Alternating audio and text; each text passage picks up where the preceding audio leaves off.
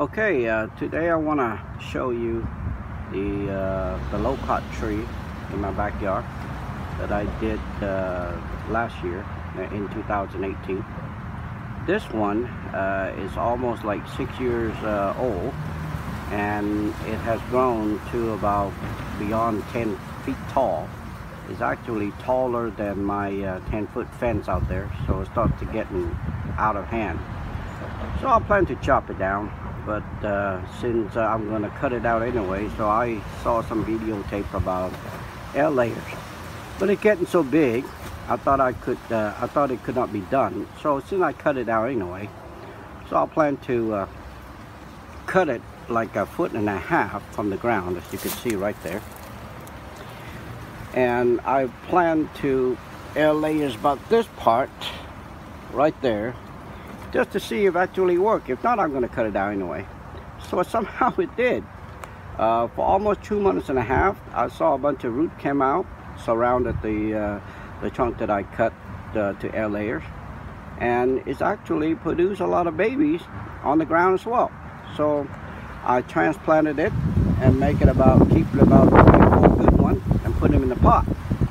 So I want to show you how it looked like when I transplant the air layer trunk, and I thought it was dead.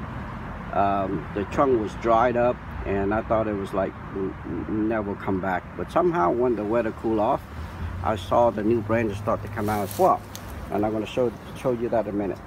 As you can see, this is the parent one, and they got about 5 or 6 new branches coming out already. So I'm kind of excited about it. Let me show you the other one. And here is some of the baby I got.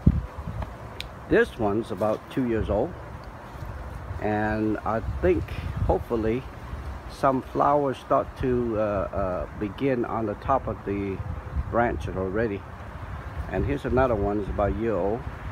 There's another year old by the window, but here is the 3 years old that I came out from the one that I chop off, and they already first time bear a bunch of fruits already. You know, I also trim off the fruits. As you can see, I saw the video in Hawaii. They recommend that we remove some fruits and only leave about 2 or 3 on each top of the branch of the fruit, so they can have energy to make it bigger.